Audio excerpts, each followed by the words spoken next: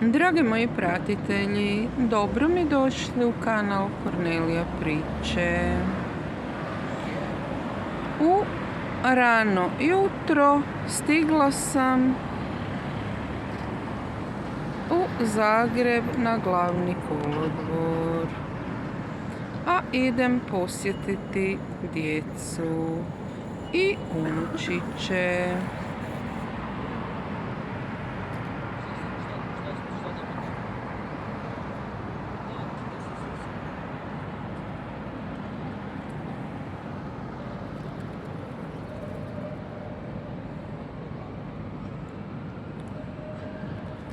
Do sljedećeg susreta.